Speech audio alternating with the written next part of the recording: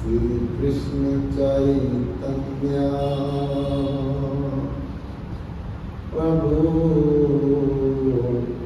नित्यानंद श्री अद्वैत गदाधर शिवासादि गौर भक्त वृंद। हरे कृष्णा हरे कृष्णा कृष्णा कृष्णा हरे हरे हरे राम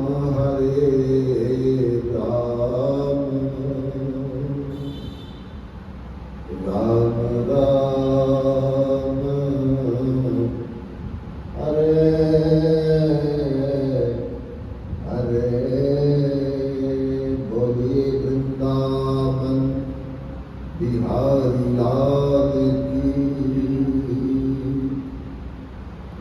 सियावर रामचंद्र महाराज की, उमापति महादेव की, अंजलि पुत्र हनुमान की, तुलसी शालिग्राम भगवान की, कार्तिक व्रत उपवास की पालनकारी समस्त भक्त वृंद की, निताई गौर हरि बोल हरि बोल हरि बोल। मासा नाम कार्तिक श्रेष्ठ, 12 मास में सबसे श्रेष्ठ उत्तम सर्वोपरि भजन के लिए कार्तिक मास को कहा गया है। इस मास की अधिष्ठात्री देवी जो है साक्षात कीर्तिदा सुंदरी श्रीमती राधा रानी है। और राधा रानी साक्षात भगवान श्री कृष्ण है। पर कृष्ण की जो कृपा मूर्ति है वह श्रीमती राधा रानी। राधा संग स्नेही, एक प्राण दो देही। एक ही भगवान ने 2 रूप धारण किए, एक सेव्य का रूप और एक सेवक का रूप। स्वयं जो है वो सेव्य है,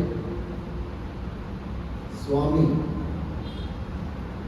और श्रीमती राधा रानी का जो स्वरूप भगवान ने बनाया वो सेवक का बनाया।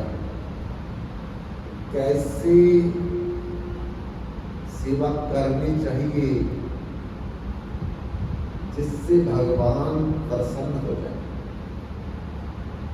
दूसरा व्यक्ति तो कोई बता नहीं पाएगा,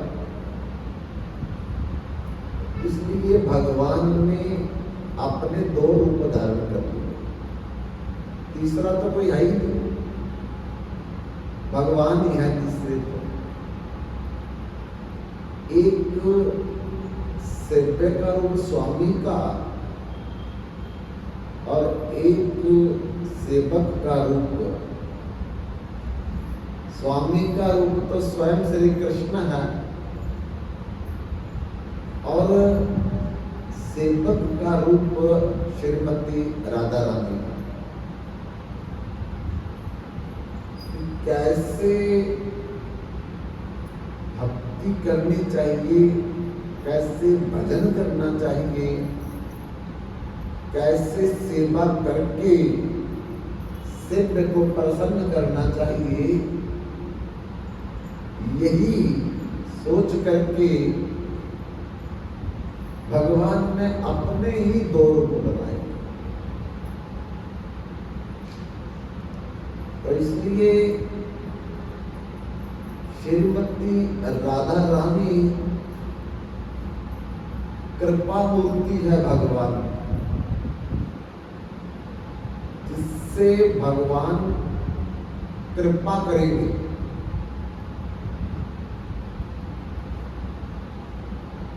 तो वो वाला मास जिससे कृपा मिलेगी, वही मास कार्तिक मास है। जैसे त्योहारों के दिनों में बड़े बड़े दुकानदार सेल लगाते हैं, कम दाम पे वस्तुएं देते हैं और एक के साथ एक मुफ्त भी देते हैं। ऐसे ही 12 मास में कार्तिक मास भी सेल मास है। थोड़ा करो, पूरे साल का फल ले लो। मतलब कि 12 मास में अगर एक मास हम निजम से भगवान का उपवास कर लेते हैं, व्रत कर लेते हैं, सेवा कर लेते हैं, निजम कर लेते हैं, तो 12 महीने का फल मिल जाए। इसलिए इस मास में भगवान ने बहुत सी लीलाएं की है। तो वो सारी की सारी लीलाओं का जो हम धीरे धीरे चिंतन करें, उसको बोले सुने, तो फिर साल भर अगर कुछ भी ना करें तो हमारा काम बन जाएगा। क्योंकि भगवान दयालु है, उनके ऊपर तो कोई कानून नहीं चलेगा, वो जैसा चाहे वैसा कर सकते हैं। तो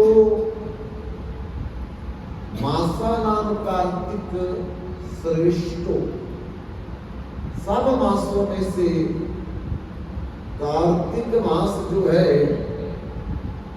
ये बहुत श्रेष्ठ कहा गया।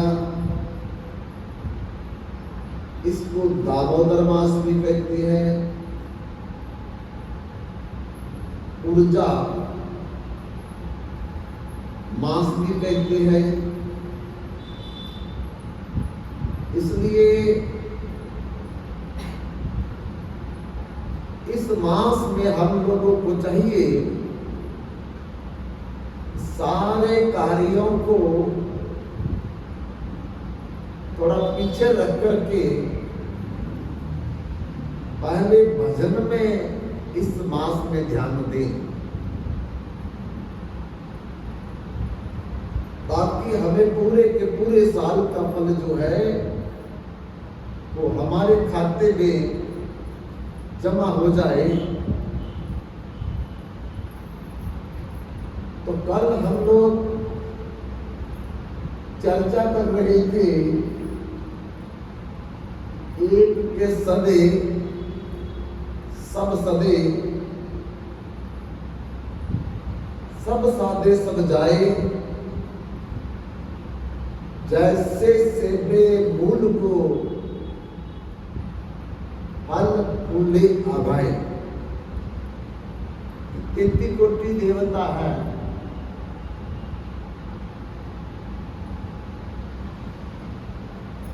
अब हमको नाम में भी उनके आएंगे।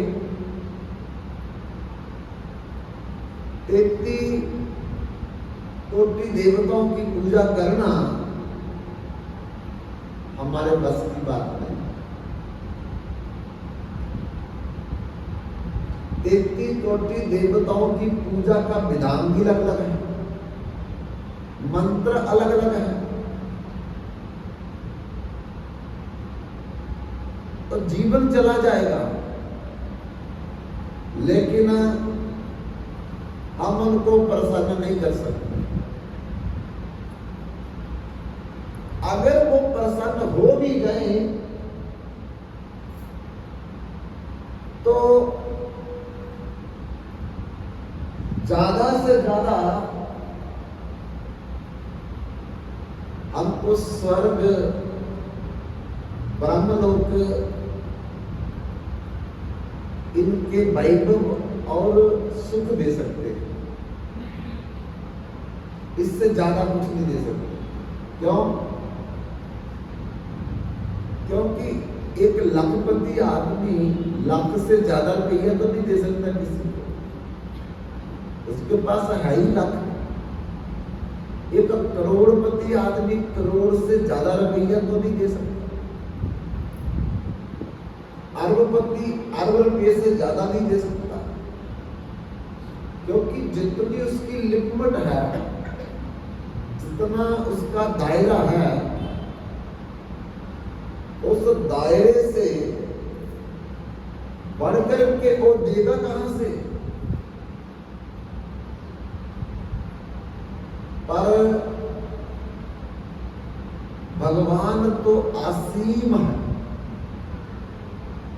भगवान तो पूर्ण है। जो हमको चाहिए वो भगवान से मिल जाए। संसार चाहिए, भगवान संसार दे देंगे। भगवान का धाम चाहिए, भगवान धाम दे देंगे। मोक्ष चाहिए, भगवान मोक्ष दे देंगे।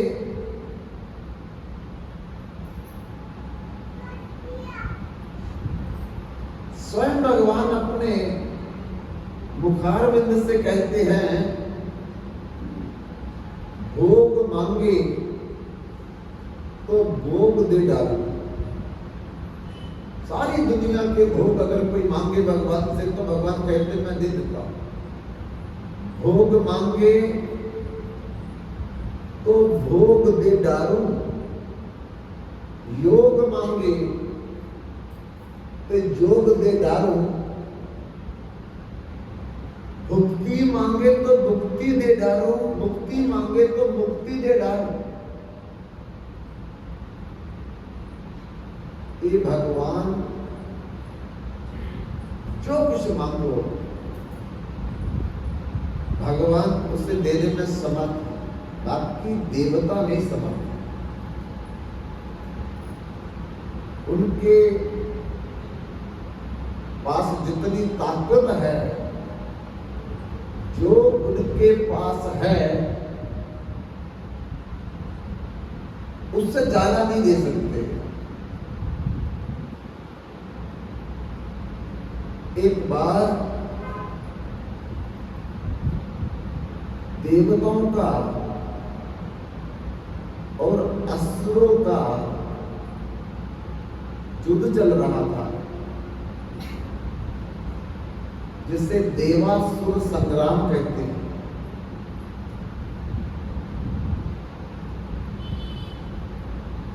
और युद्ध कई हजार साल चला।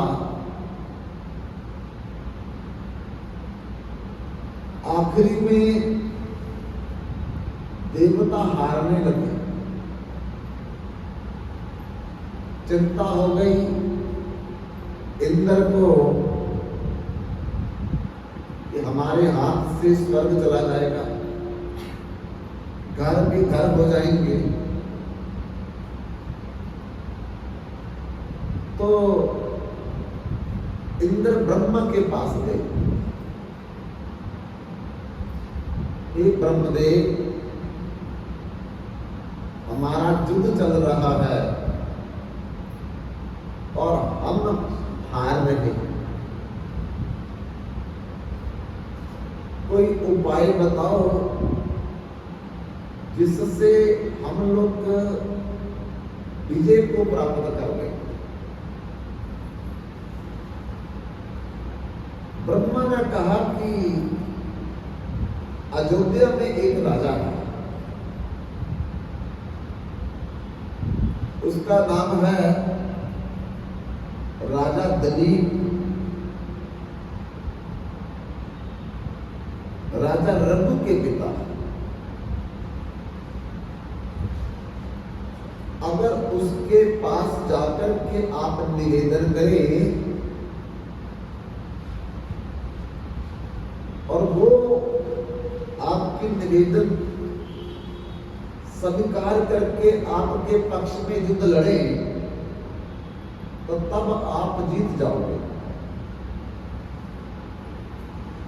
इंद्र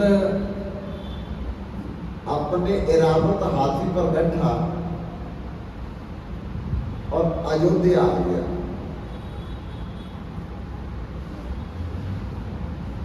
राजा से आकर के निवेदन किया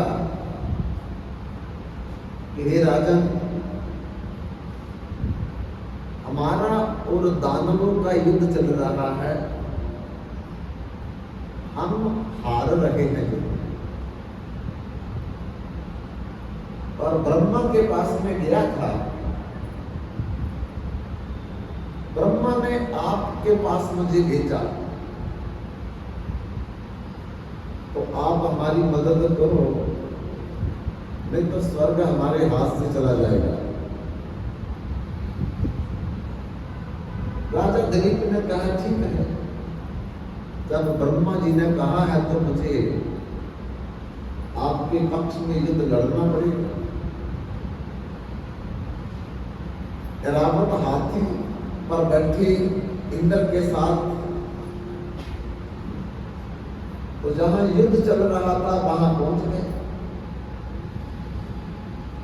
राजा दिलीप ने दिन रात युद्ध किया, देवता युद्ध जीत गए। बड़ी खुशी हुई देवताओं को। राजा दिलीप की जय जयकार करने लगे कि राजन, आपके कारण हम युद्ध जीत गए, नहीं तो हम युद्ध हार गए। बहुत ऊंचा आसन बनाया, जिस आसन पर राजा दिलीप को बिठाया और बाकी सारे देवता नीचे कुर्सियों पर बैठे और कहने लगे कि राजन, आपका आभार धन्यवाद हम कैसे करें, हमारी इज्जत बच गई, स्वर्ग बच गया, हमारी प्रतिष्ठा दांव पे लगी थी, आपने बचा दी। आप जो भी हमारे से मांगेंगे हम आपको दे देंगे। राजा दिलीप ने कहा कि आप क्या क्या दे सकते हो? तो इंद्र ने कहा मेरे पास वज्र है, ये ले लो। वायु देवता ने कहा मेरे पास वायु अस्त्र है, ले लो। अग्नि देवता अग्नि अस्त्र कहा, ले लो। ऐसे जितने भी सब देवता थे उनके पास जो जो शस्त्र देने की समर्थता थी उन्होंने कहा ले लो। तब राजा दिलीप ने कहा कि बृहस्पति जी देवताओं के गुरु हैं, मेरी उम्र के बारे में देखो कि अभी कितने वर्ष मेरे बाकी हैं। तो बृहस्पति ने जब राजा दिलीप की उम्र को देखा तो देख करके कहते कि 2.5 घड़ी उम्र बाकी है सारी। आप 2.5 घड़ी का मतलब 24 मिनट की एक घड़ी, तो 2.5 घड़ी 1 घंटा 60 मिनट बाकी आपकी जिंदगी के। तब राजा दिलीप डर गए और कहा कि ये देवताओं, मैंने आपके पक्ष में इतने 1000 वर्ष युद्ध लड़ा, आप मुझे अमर होने का वरदान दो। तब तो देवताओं की आंखें झुक गई, क्योंकि देवता तो खुद भी अमर नहीं है, तो वो अमर का वरदान कैसे दे सकते हैं। कहा राजन, हम खुद अमर नहीं है, हमको भी एक दिन इस शरीर को छोड़ना पड़ेगा। तो जब हम मरणासन हैं, फिर आपको अमर कैसे बना सकते हैं, और ये वरदान हम कैसे दे सकते हैं। तो राजा दलीप ने जवाब दिया कि जब मैं 1 घंटे के बाद मर ही जाऊंगा, तो तुम्हारे अस्त्र शस्त्र लेकर के करूंगा क्या मैं, मेरे किस काम के हैं। तब उन्होंने कहा कि अमर तो केवल भगवान बना सकते हैं और कोई नहीं बना सकता। तो बंधु, तब राजा दलीप ने कहा इंद्र को कि मेरे को वृंदावन छोड़ दो जाकर।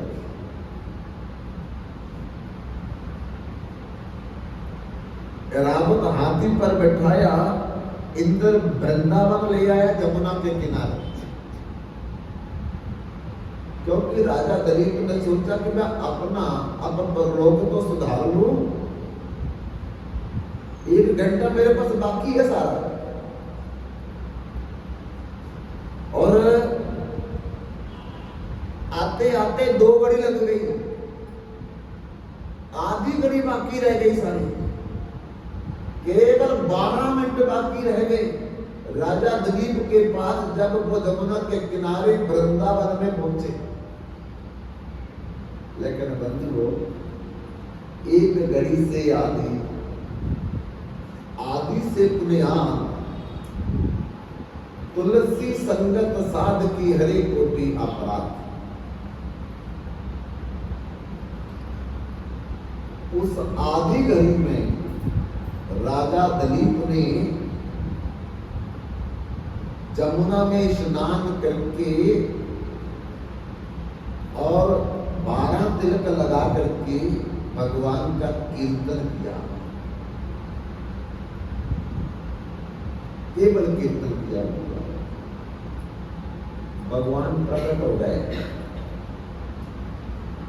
कहा बोलो दलीप क्या चाहिए। प्रभु बस अब मैं बार बार मरना नहीं चाहता,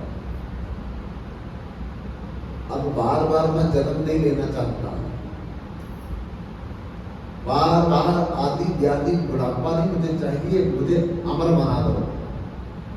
भगवान ने कहा तथास्तु। राजा दलीप को आधी घड़ी में, देखो 12 मिनट में भगवान ने प्रकट होकर के अमर बना दिया। जो सारे देवता मिलकर के भी हजारों साल युद्ध करने के बाद भी राजा को अमर का वरदान नहीं दे सकते। किसी व्यक्ति की शाम को मृत्यु हो रही है और उसको ये कहा जाए कि ये बड़े स्वादिष्ट व्यंजन बनाए हैं आपके लिए, क्योंकि शाम को तो आपने मर ही जाना है, तो खा लो, तो खा सकता है।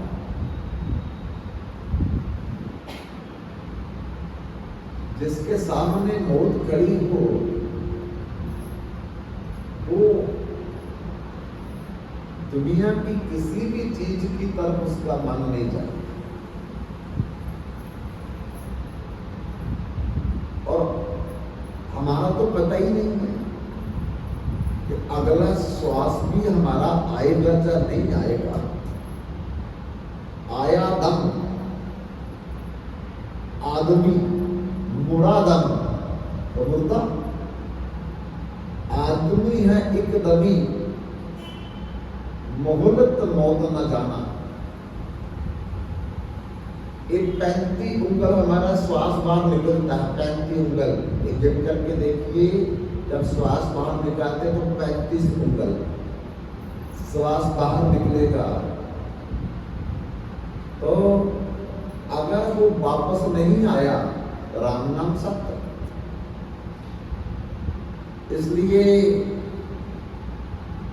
दुर्लभो मानस देहो दही नाम छन्न गंधोर तत्रापि दुर्लभम मन में वैकुंठ प्रिया दर्शन।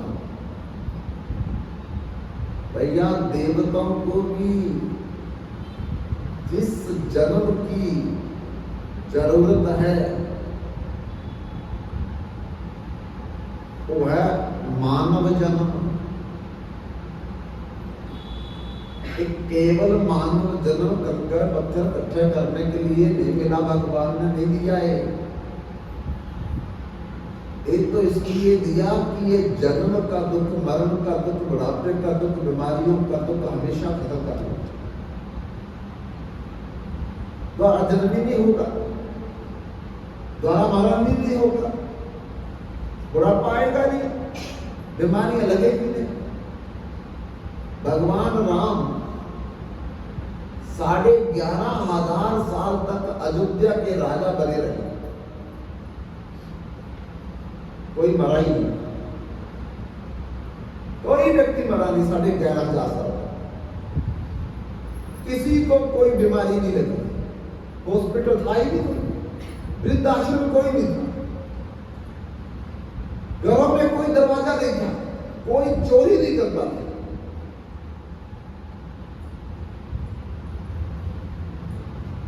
ऐसा भगवान का पृथ्वी पर भी राज जब था तो कोई मरता ही नहीं,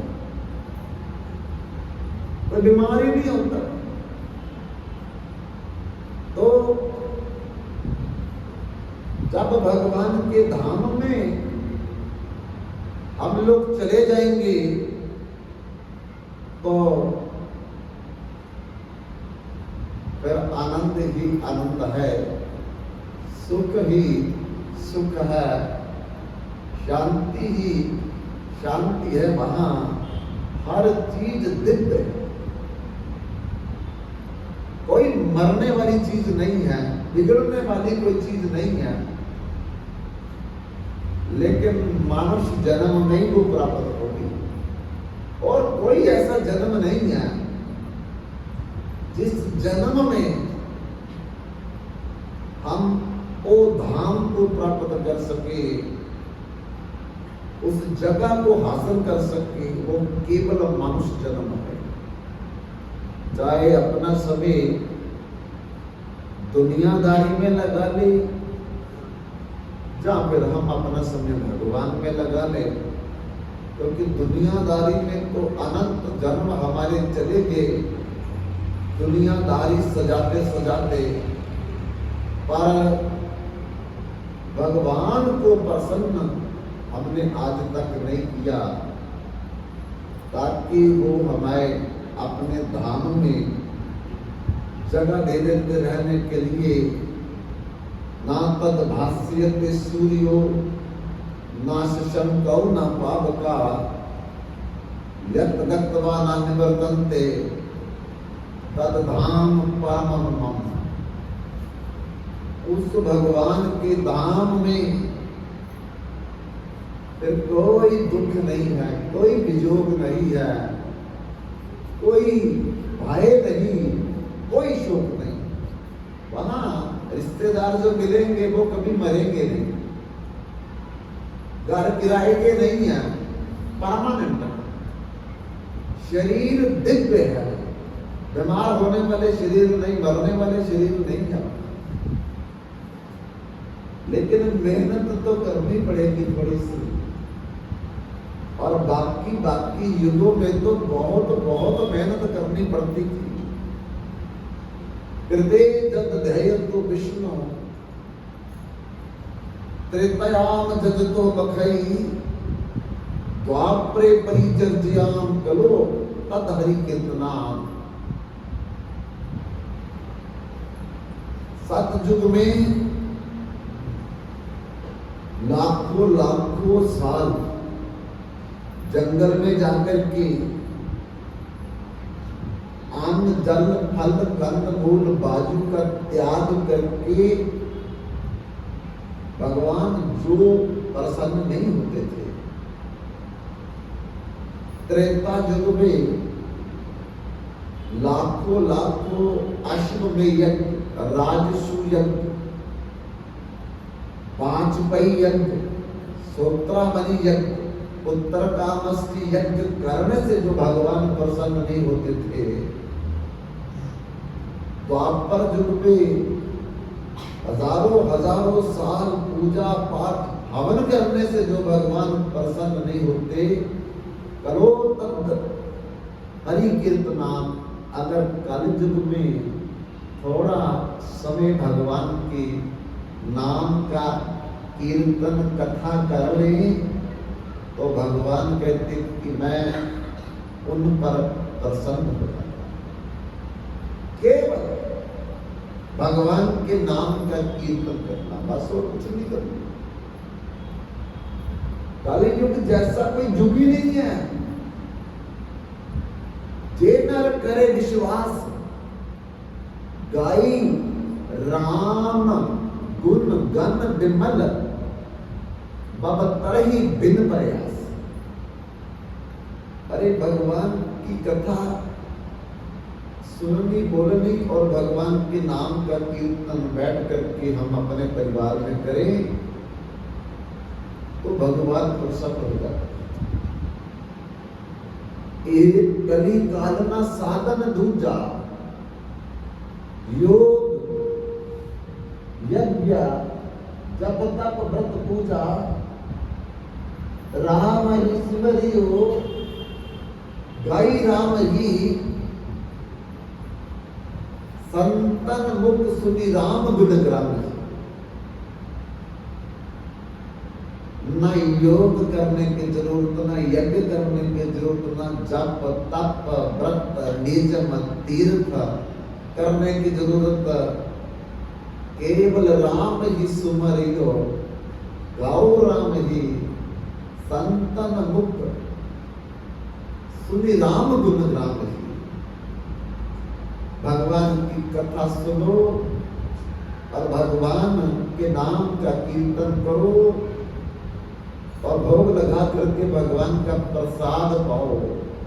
बस इतना करने से वो दीन दयालु भगवान जो है प्रसन्न हो जाए। वही माता सती को सुखी बनाने के लिए भगवान शंकर जब 87,000 वर्ष की समाधि से उठे तो वही कथा सुनाने लगे। पहले भी गलती हो गई मां सती से, अगस्त ऋषि कथा बोले 9 दिन सुनी नहीं, ध्यान नहीं दिया। अब भगवान शंकर कथा सुनाने लगे तो सती तब भी नहीं सुन रहे, ध्यान नहीं। तो जब हम ध्यान नहीं देंगे तो फिर ध्यान कहीं और जाएगा, क्योंकि कबीरा मन तो एक है, चाहे जिधर लगाओ, चाहे हरि की कथा सुनो या फिर विष कमाओ, मन दो नहीं है, एक है मन। ऐसा नहीं कि दो होते तो एक कथा में लगा देते, एक घर की चिंता में लगा देते, दो तो है नहीं। अगर घर की चिंता करेंगे तो कथा में नहीं लगेगा, कथा सुनेंगे तो घर की चिंता नहीं, क्योंकि एक तरफ एक ही काम करेगा, दूसरा करना नहीं सुने। और ऐसा भी नहीं कि कभी ये टिक करके बैठ जाए, चुप करके बैठ जाए, चुप करके भी नहीं बैठेगा। रात को कितनी भी रजाई लेकर के सो जाओ, लेकिन सोया शरीर है, सोई इंद्रियां है, मन नहीं सोया। मन अपना काम कर रहा है, उसकी क्रिया चल रही है। इसलिए अगर मन हम भगवान में लगा देंगे तो फिर ये दूसरी जगह नहीं जाएगा, और जब ये भगवान में नहीं लगेगा तो अपने आप दूसरी जगह जाएगा। तो सती का मन जब कथा में नहीं तो ऊपर देखने लगी आकाश में, और आकाश में बड़े विमान जा रहे थे, जहाज। सती ने सोचा कि इतने जहाज किधर जा रहे हैं आज। आवाज देकर के पूछा देवियों को कि आप किधर जा रहे हो। वो मुस्कुरा करके बोलने लगी कि आपको नहीं पता। नहीं, मेरे को नहीं पता। अरे आपके पिता ने हरिद्वार कंखल में बहुत बड़ा यज्ञ का आयोजन किया है, और उस आयोजन में 33 कोटि देवता को बुलाया है। बड़े बड़े ऋषि, महिषी, सरस्वती, बृहस्पति, मानव, दानव सबको बुलाया है। तो सती मन में सोचती है कि मेरे को तो निमंत्रण नहीं दिया पिता ने। मन में विचार करने लगी कि शायद भूल ना गए हो, क्योंकि ज्यादा काम रहता है यज्ञ में, तो मेरे को भूल ना गए हो। लेकिन मैं भूलने वाली भी नहीं, क्योंकि सती सबसे छोटी थी। राजा दक्ष की 60 कन्याओं में से सबसे छोटी कन्या थी, और बहुत लाड प्यार करते थे सती को। लेकिन ब्रह्मा जी के कहने पर राजा दक्ष ने भगवान शंकर से विवाह किया, जबकि करना नहीं चाहते थे। क्यों? क्योंकि हर लड़की वाला देखता है कि लड़के का घर अच्छा है, कपड़े अच्छे पहनता है, नौकरी अच्छे दफ्तर में करता है, आने जाने के लिए कोई गाड़ी वाड़ी है या नहीं, बैंक में कितना बैलेंस है, हर लड़की वाला देखता है। वो तो राजा दक्ष है। तो जब ब्रह्मा जी ने कहा कि शंकर जी एक लड़का है, अगर आप अपनी कन्या के लिए उपयुक्त समझो तो उससे विवाह कर दो। तो दक्ष ने कहा कि ना तो उनका घर है, तो शमशान में रहती है, ना उनका कपड़ा पाने का कोई तरीका है, बागंबर पहनते हैं, बाघ की चमड़ी, बाघ की जो खल होती है वो भगवान शंकर लपेटते, और बाकी का जो तन बच जाए तो जितने मुर्दे जलते हैं उनकी भस्म अपने तन पर लगाते हैं। और कोई सोने की चेन वगैरह तो है ही नहीं उनके पास, सर्प लटकाए हैं, बिच्छू लटकाए हैं, और सिर कभी उन्होंने कंघा लगाया ही नहीं। इतनी लंबी लंबी जटा बना करके रखी है, पता नहीं कभी धोई भी है या नहीं धोई है। पैरों में कोई चप्पल नहीं, तो बैंक में कोई बैलेंस भी नहीं उनका। तो मैंने अपनी कन्या सबसे लाडली सती को भूखी मारना है। मां बिल्कुल अपनी कन्या नहीं दे सकता, लेकिन ब्रह्मा जी ने बड़ा अनुरोध किया राजा दक्ष को कि दे दो, मेरे कहने पर दे दो, सब ठीक हो जाएगा। तो बंधुओं, राजा दक्ष ना चाहते हुए भी अपने पिता ब्रह्मा के कहने पर शंकर जी को अपनी कन्या ब्याह करके दी, क्योंकि शंकर जी ब्रह्मा जी के पुत्र हैं। तो ब्रह्मा जी ने स्वयं बैठ करके विवाह करवाया। और देखो, अगर ग्रस्त हो तो भगवान शंकर जैसा होना चाहिए। कुछ भी नहीं घर में, लेकिन प्रेम कितना है। हर प्रतिकूल वातावरण है, फिर भी भगवान देखो हर समय भजन में स्थित रहते।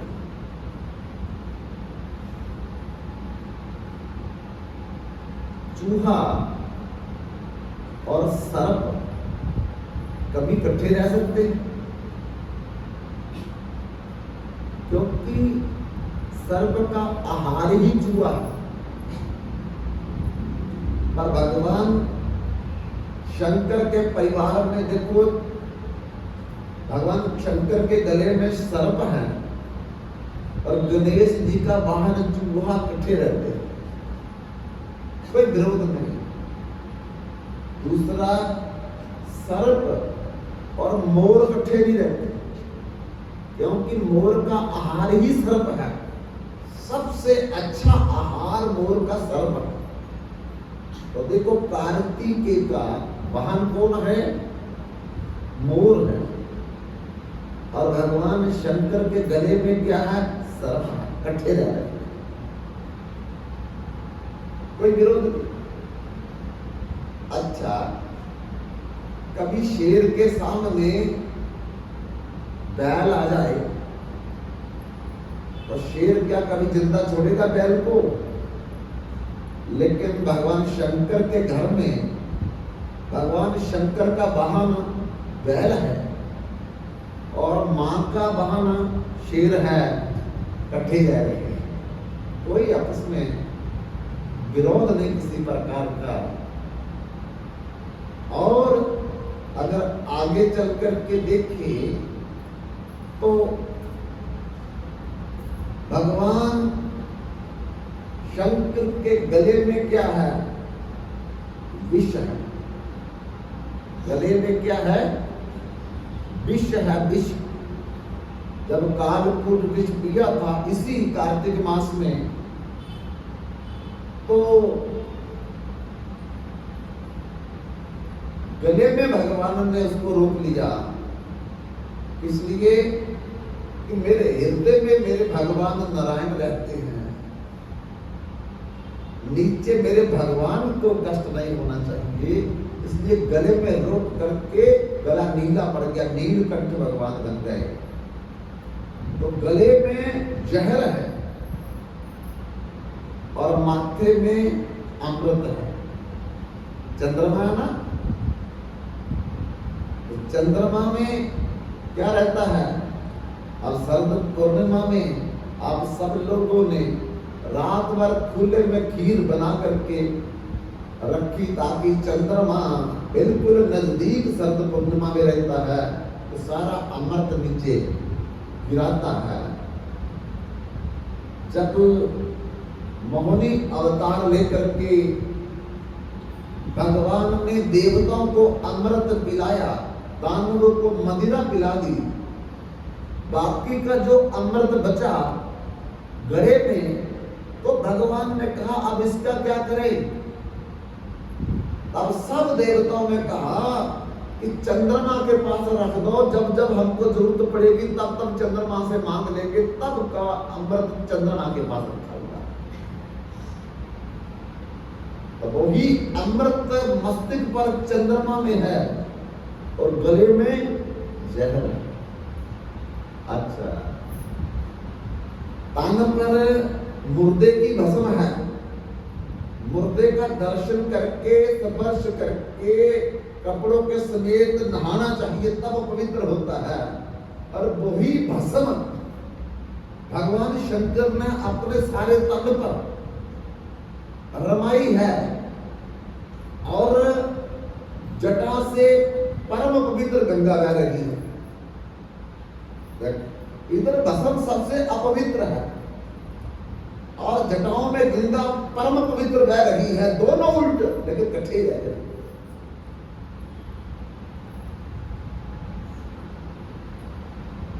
ऐसे भगवान शंकर को देख करके लगता है कि हर प्रतिकूल वातावरण में वो शांत कैसे रहते हैं?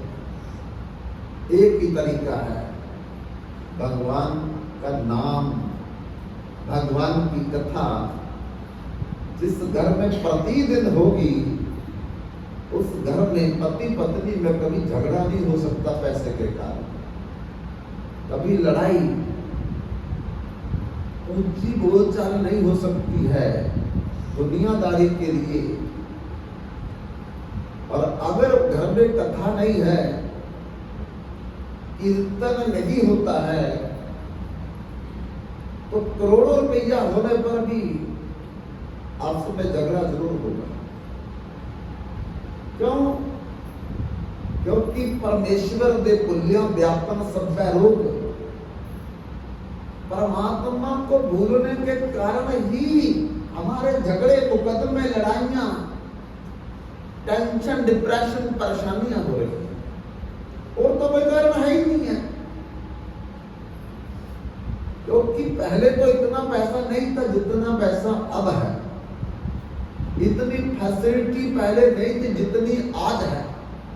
हम राम शरणम कॉलोनी में देखते पूरी लाइनें भरी है, लंबी लंबी लाइनों में गाड़ियां ही गाड़ियां लगी है। और जब हम गए थे तो साइकिल भी नहीं दिखता था। तो पहले की बजाय अब ज्यादा फैसिलिटी, पैसे को देख लो, कपड़ों में देख लो, घरों में देख लो, आने जाने में देख लो, खाने पीने में देख लो, इतनी वैरायटी कभी हलवाइयों की दुकान पे नहीं मिलती थी। बस ज्यादा से ज्यादा बर्फी पकोड़े और मट्ठी बूंदी मिलती। हम अपने मामा जी की बारात में गए, ये चक्कर गई थी बारात, तो बड़ी पुरानी बात है। पहाड़ों में चढ़ चढ़ चढ़ के हम 2:30 बजे रात को पहुंचे, रास्ता ही कोई नहीं। बारात ऐसे जा रही थी जैसे भेड़ बकरियां जाती है ना, कभी किसी झाड़ी में फंस जाता कोई, कभी किसी झाड़ी में फंस जाए कोई, रास्ता ही नहीं, कोई नहीं देखा। और हमारे आगे 4 आदमी चले हुए हैं, वो घाटी लेकर के झाड़ियां काट रहे हैं, हमारे लिए रास्ता बना बना करके हमको ले जा रहे हैं। ऐसे हालात। और फिर जब 2:30 बजे रात को पहुंचे तो सबको इतनी भूख लगी, इतनी भूख लगी है कि कब कुछ मिले। तो घंटा चला गया, 2 घंटे चले गए। जब पूछे भाई कोई खाने की है कोई चीज, बोले वो पित्तल के बड़े भारे और बर्तन में चाय लेकर के और बूंदी लेकर के, मट्ठी लेकर के आ रही है। वो भी बेचारे पता नहीं कहां भूल गए, कहां फंसे हुए, वो भी नहीं पहुंच रहे थे। लेकिन जब हमारे पास पहुंचे, हमको लगा कि दुनिया का अमृत मिल गया। हमको एक एक मट्ठी और एक एक डूबने में बूंदी हमको खाने को मिली। हम तरस रहे थे, एक और दे दो। बोले ना ना ना ना, और नहीं मिलेगी भाई, ये बड़ी मुश्किल से आई इतनी दूर से। दूसरा ढूंढना भी दे रहे थे हमको। आज देखो जरा बारातों में जा करके, अरे वैरायटी, एक तरफ से जब चलोगे तो घंटा लग जाएगा, लास्ट साल तक ही जाते, खाना भी दूर है। लेकिन फिर भी संतुष्टि नहीं है, क्योंकि संतुष्टि तो मन की चीज है। पदार्थों से संतुष्टि नहीं, धन से संतुष्टि नहीं, कारोबार से संतुष्टि नहीं मिल सकती।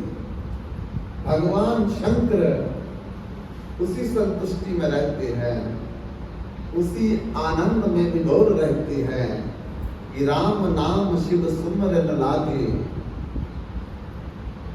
सती जाना जगत पति जाके। उसी राम नाम में हर समय वो आनंद में रहते। पर सती उस आनंद को नहीं ले पा रही। तब ऊपर देख करके बार बार पूछा, और उन देवियों ने कहा तुम्हारे पिता के घर में बहुत बड़ा यज्ञ का आयोजन हो रहा है कनखल में, हम वहां सब जा रहे हैं, हमको निमंत्रण मिला। तो सती दुखी है कि मेरे पिता ने मेरे को निमंत्रण नहीं दिया, पर मन मन में दूसरी तरफ सोचती है कि पिता को ज्यादा काम होगा, इसलिए पिता को याद नहीं रहा। क्योंकि सती भी जानती है कि मेरे पिता ने जान करके निमंत्रण नहीं दिया मेरे को, क्योंकि वो भगवान शंकर से विरोध करते हैं। अब शंकर जी को बार बार बोल करके कथा बंद करवाई। कहा शंकर जी ने, बोलो देवी, मेरे पिता के घर में यज्ञ हो रहा और बड़े बड़े देवता देवियां सब उस यज्ञ में जा रहे हैं, हम दोनों को भी जाना चाहिए। भगवान शंकर ने कहा बिल्कुल जाना चाहिए, पर हमको निमंत्रण नहीं आया है। सती ने सोच विचार के कहा कि कोई बात नहीं, इतना बड़ा कार्य है मेरे पिता का, तो भूल गए होंगे, हो सकता औरों को भी ना मिला हो। शंकर जी ने कहा कोई बात नहीं है, वो भी बात हम मान लेते हैं, पर अगर वो भूल गए हो तब तो मानी जा सकती बात, पर उन्होंने जान करके हमको नहीं दिया। जान करके क्यों नहीं दिया? तब भगवान शंकर ने अपनी बात बताई कि मेरे साथ उनका विरोध है। जब वो महाअध्यक्ष बनाए गए ब्रह्मा जी के द्वारा, तो ब्रह्मा जी ने सबको सभा में बुलाया। मैं भी, ब्रह्मा, भगवान विष्णु और भी सब देवी देवता, जब आपके पिता आए सारे खड़े हो गए, लेकिन ब्रह्मा जी खड़े नहीं हुए, विष्णु जी खड़े नहीं हुए। और मैं उस समय राम नाम का सिमरन कर रहा था, मैंने देखा ही नहीं कि तुम्हारे पिताजी आए हैं, और मैं भी खड़ा नहीं हुआ। बाकी इतने लोग खड़े हैं, आपके पिता को दिखाई नहीं दिए, मैं खड़ा नहीं हुआ, वो उनको बड़ा भारी दुख हो गया। और मेरे को बहुत भली बुरी सुना करके कहा, तो मैं और संकोच में बैठा रहा कि अब उठना ठीक नहीं है, पहले भी उठा तो अब क्या उठूं। तब आपके पिता को और क्रोध आ गया कि देखो अभी भी मेरा जमाता बैठा हुआ है, देख करके तो कितना मैं बोल चुका हूं, तभी भी खड़े होकर के इन्होंने सम्मान नहीं किया मेरा। मैं तो कुछ नहीं बोला। मेरे नंदी, भृंगी और गण जितने थे, उनको सहन नहीं हुआ, तो तुम्हारे पिता को उन्होंने कुछ बोल दिया। तब उन्होंने तुम्हारे पिता को कुछ बोला, तो तुम्हारे पिता के जितने भी मंत्रीगण थे, शत्रुगण थे, उनसे नहीं रहा गया। उन्होंने हम लोगों को बोला, और फिर बहुत लड़ाई झगड़ा बढ़ गया। मैंने मन में विचार किया कि लड़ाई झगड़े में रहना नहीं चाहिए, जल्दी निकल जाना चाहिए। मैं उठा और निकल आया। मेरे को देख करके मेरे गण भी चले आए साथ में, झगड़ा शांत हो गया थोड़ा। तो देवी, वो जो विरोध है तुम्हारे पिता के मन में मेरे प्रति बैठा हुआ, इस कारण तुम्हारे पिता ने निमंत्रण जान करके नहीं हमको दिया। तो सती कहती है कि कोई बात नहीं है, अगर निमंत्रण भी नहीं दिया तो भगवान के सत्संग में बिना निमंत्रण से जा सकते, पिता के घर में बिना निमंत्रण से जा सकते, मित्र के घर में बिना निमंत्रण से जा सकते हैं, अपने गुरुदेव के घर में, आश्रम में निमंत्रण ना भी मिला हो तब भी जाना चाहिए।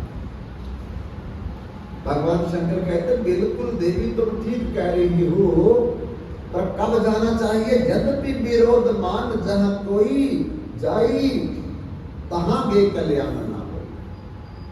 अगर तुम्हारे पिताजी विरोध ना करते होते, उन्होंने जान करके नहीं दिया है मेरे को नीचा दिखाने के लिए कि सबको बुलाऊंगा लेकिन शंकर जी को नहीं बुलाऊंगा। तब उनकी बहुत बड़ी बेइज्जती हो जाएगी और तब पता चलेगा कि अपने ससुर के आने पर खड़े होकर के सम्मान क्यों नहीं किया मेरा। सती ने बोला कि अभी विरोध और बढ़ जाएगा अगर हम नहीं जाएंगे। अगर हम जाएंगे तो मैं उनको समझाऊंगी पिता को कि आप गुस्सा ना मानिए, इसलिए वो नहीं उठ पाए थे।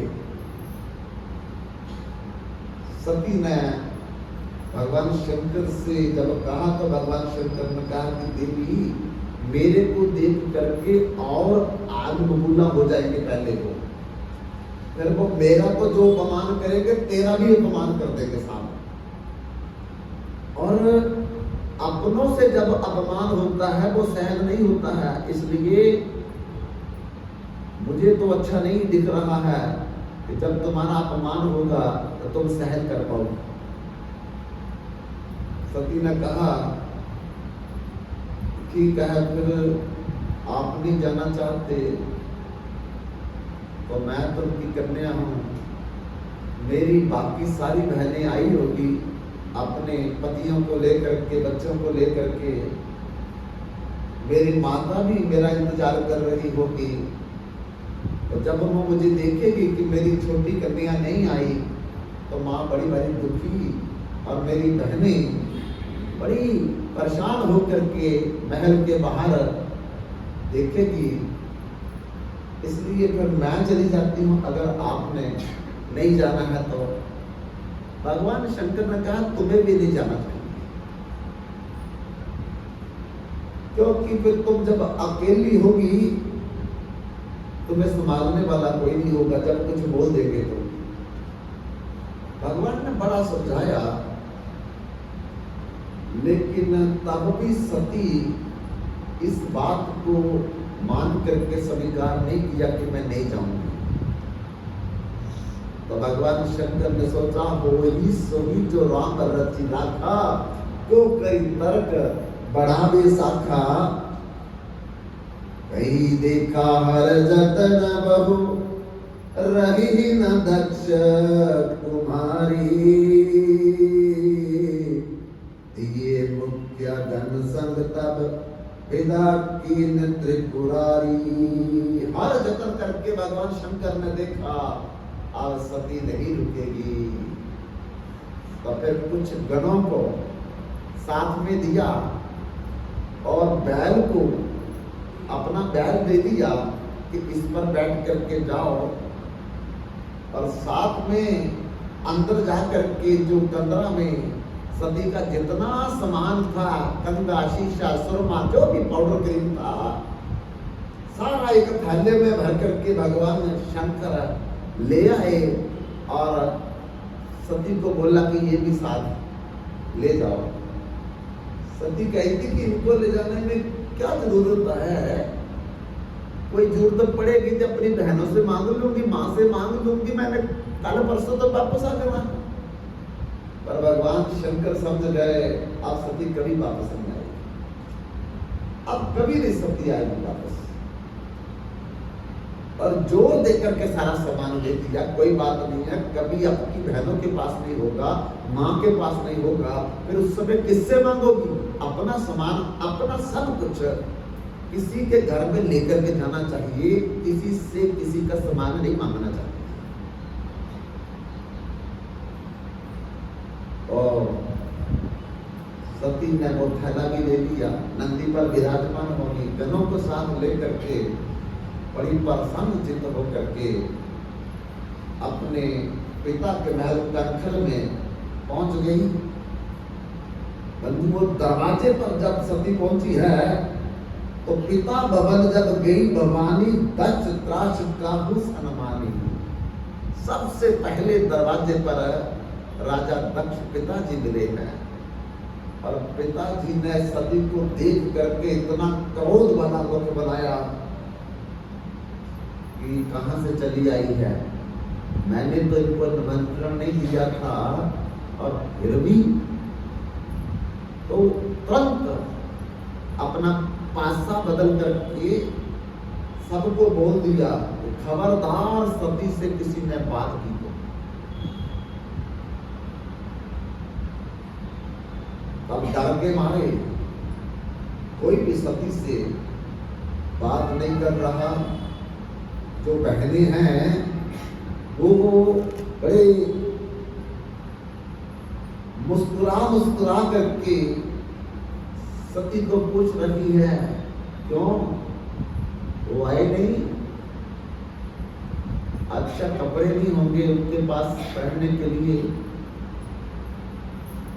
चप्पल नहीं होगी उनके पास पहनने के लिए। बहनें मजाक कर रही,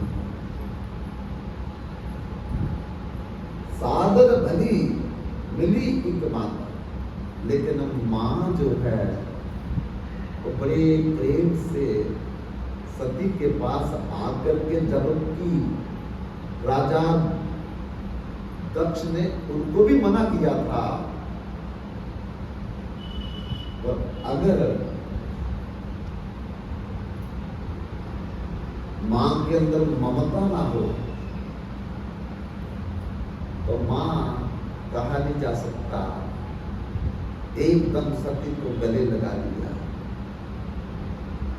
और आंखों से आंसू निकालने लगी कि बेटी, मैं तुम्हारे पिता को बड़ा समझाया कि आपको भी निमंत्रण भेजे, पर तुम्हारे पिता ने मेरी एक बात नहीं सुनी। अच्छा किया पुत्री, तू बिना निमंत्रण नहीं चली आई, नहीं तो सब मेरे को पूछेंगे कि छोटी बेटी सती क्यों नहीं आई आपकी, तो मैं क्या जवाब देती। परंतु सती को पता लग गया कि मेरे पिता ने मुझे जान करके निमंत्रण नहीं भेजा। तब मां से मिल करके सती जाई देखी, तब जागा कतहु न देख शंभु कर भागा। तब सती आगे बढ़ी और आगे बढ़ करके पूरे यज्ञ स्थली में घूमने लगी। सब देवी देवताओं के आसन लगे थे, उनके हिस्से भी रखे थे, पर भगवान शंकर का और सती का कहीं भी आसन नहीं लगा था, ना उनके लिए कोई हिस्सा निकाल करके यज्ञ का रखा था। सती को क्रोध आया, दुखी होकर के शिव अपमान न जाई सही,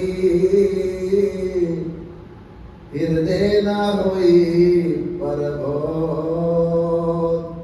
शकल सब ही हटी हटकी, सती बोली वचन कठोर। सती को क्रोध आ गया और क्रोध में आकर के सती का जिन जिन उस सभा में मजाक किया था भगवान शंकर का, उन सबको सती ने अभिशाप दे दिया।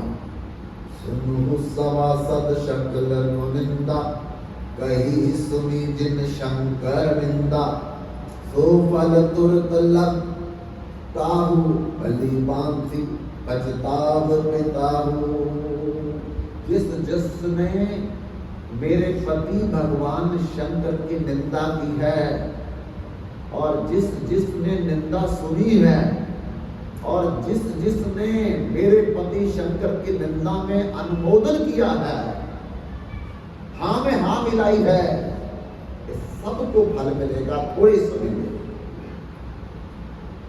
और तुरंत सती जाकर के यज्ञ स्थली में उत्तर दिशा की तरफ मुख करके पद्मासन पर बैठ करके मुख पर पीला कपड़ा ले लिया, और बंधु अब सोचा मैं जिंदा नहीं रहूंगी, क्योंकि जब तक मैं जिंदा रहूंगी मेरे पिता का नाम मेरे साथ जुड़ेगा, और इस मेरे पिता ने मेरे पति का अपमान किया है। हरि हर निंदा सुनी जिन काना, कोई घात गो भांत समाना, हर गुर निंदक दादुर होई, जन्म सहस्त्र तन पावे से। चारों वेद पढ़ी या यदि निंदा करे, वो व्यक्ति भी भगवान को प्रसन्न नहीं कर सकता, क्योंकि वैष्णव निंदा, भक्त निंदा, भगवत निंदा, संत निंदा ये और खतरनाक है। आम व्यक्ति की निंदा करेंगे तो वो पाप बनता है। अगर संत की, भक्त की, महाजनों की, भगवान की निंदा करेंगे तो अपराध बनता है। पाप तो भजन से नष्ट होगा, पर अपराध जो है वो जब तक हम उनकी सेवा नहीं करेंगे तब तक वो नष्ट नहीं होता है। इसलिए निंदा से जितना हो सके, भजन भले कम हो जाए, माला भले कम हो जाए, लेकिन निंदा से जरूर हमें बचना चाहिए। तो सती ने सती भरत हरि सन बर मांगा, जन्म जन्म शिव पद अनुरागा, तेहि कारण हिमगिरि गृह जाई, जन्मी पार्वती पद पाई। भगवान से प्रार्थना की सती ने मन मन में कि हे प्रभु, सती भरत हरि सन बर मांगा, जन्म जन्म शिव पद अनुरागा, तेहि कारण हिमगिरि गृह जाई, जन्मी पार्वती पद पाई। उसने मध्य समय भगवान से प्रार्थना की कि अनंत जन्म भी मुझे लेने पड़े, अब मैं मरने जा रही हूँ, तो मुझे भगवान शंकर ही पति रूप में प्राप्त हो, और अपने शरीर का त्याग कर दिया। बंधुओं, ये माता सती जो है, ये हमको समझाने के लिए ऐसा कर रही है।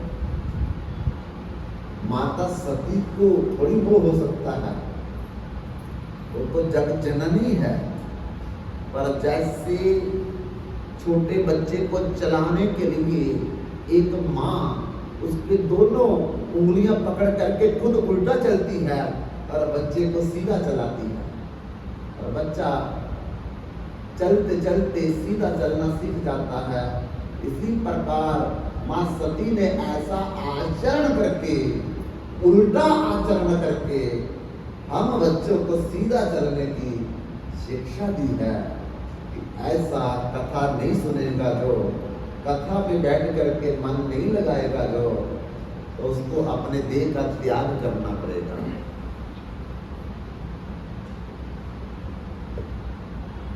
ऐसी कथा की महानता बतलाई है कि कल युग केवल नाम आधारा, सुमिर सुमिर नर उत्तर कथा कीर्तन कलियुगी भव सागर की नाम, कह कबीर जग तरण को नाही और उपाय।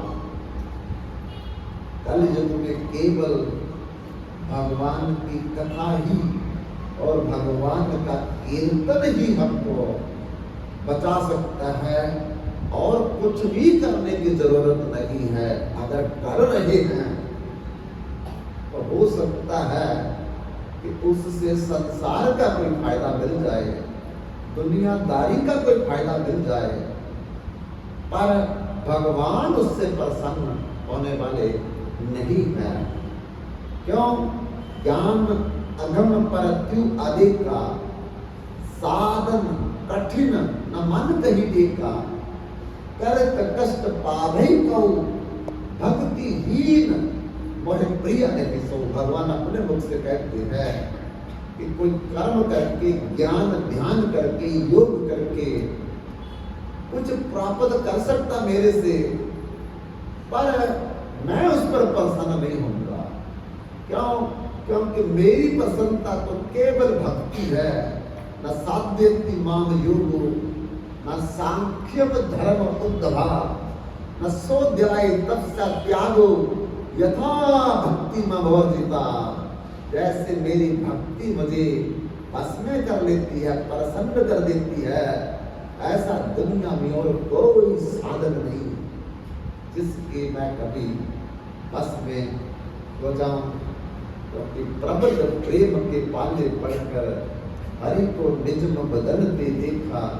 अपना मान भले टल जाए पर भक्त का मान न डरे। मैं निज भक्तन हाथ मिलाऊं, आठों जाम राखूं, हृदय में पल भर ना बिसराऊं।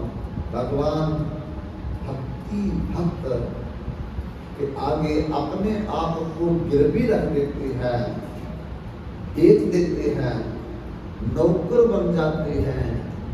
स्वयं भगवान अपने मुख से कहते हैं, मुक्ति मुक्ति दिया यदि कृष्ण छूटे, कबू न दे प्रेम भक्ति राखे लोग। अगर कोई मुक्ति मांग करके, भुक्ति मांग करके, सारी दुनिया के ऐश्वर्य विषय मांग करके मेरा पीछा छोड़ देता है, मैं उनको कभी अपनी भक्ति नहीं देना चाहता। इसलिए भगवान को अगर अपना बनाना चाहते हैं, और जब तक भगवान हमारे नहीं बनेंगे तब तक हमारे दुखों का अंत नहीं होगा। तो सती ने अपने इस विपरीत आचरण करके हमें यही बतलाया कि भगवान शंकर ने मुझे बहुत समझाने का प्रयास किया, बहुत कथा सुनाई, लेकिन मैंने उनकी एक बात नहीं मानी। आखिरी में मुझे क्या करना पड़ा? अपने देह का त्याग करना पड़ा। बंधुओं, ये कार्तिक मास बड़ा ही उत्तम मास। इसमें अगर कोई व्यक्ति निजम से भगवान की कथा, दीपदान, ब्रह्म मुहूर्त में जागरण और कीर्तन का आसरा देगा, भगवान कहते पूरे साल भगवती भी करेगा तो मैं उसे साल का फल अवश्य दूंगा। तो थोड़ा काम करके ज्यादा फल मिल रहा है, हम लोगों को कोशिश करनी चाहिए कि इस कार्तिक मास का फायदा। कल बड़ी इम्पोर्टेंट तिथि, महत्वपूर्ण तिथि है रमा एकादशी व्रत, और एकादशी के एक दिन में ही सारा फल साल का मिल जाता है, बाकी तो बाद में छोड़ते। तो इसलिए कल और ज्यादा ध्यान देकर के हमें आना चाहिए। आकर के एकादशी की कथा, एकादशी का व्रत भी कम से कम कार्तिक मास की 3 एकादशियां जो है इसमें व्रत जरूर करना चाहिए। हमारा जीवन संवर जाएगा। अन्न नहीं खाना, मीठा खाओ, खट्टा खाओ, लेकिन इमली का खट्टा नहीं खाना। मिर्च खाओ, काली मिर्च खा सकते, बाकी वाली ना खाओ, एकदम क्या करेगा। तेल मूंगफली का, नारियल का, देसी घी, बाकी के तेल एक दिन एकादशी में ना खाओ, क्या करेगा। दूध, दही, मक्खन, पनीर, मलाई, रबड़ी, कुंजन सब कुछ खा सकते हैं, अन्न नहीं, क्योंकि अन्न में इस दिन समस्त पाप और अपराध स्थान करके रखते हैं, जिससे अन्न खाने वाले व्यक्ति इन पापों का फल भोगना पड़ता है। तो कल अवश्य कोशिश कीजिए कि अन्न ना खा करके बाकी जो कुछ भी आपको लगता है खाने वाली चीज खाओ, लेकिन व्रत जरूर कम से कम कि अगली एकादशी और उससे आगे देवोत्थान एकादशी आ रही है, इन दोनों का व्रत हम लोग जरूर करें। आइए समय को मद्देनजर रखते हुए हम लोग सप्तम जाम की तरफ चले। गाइड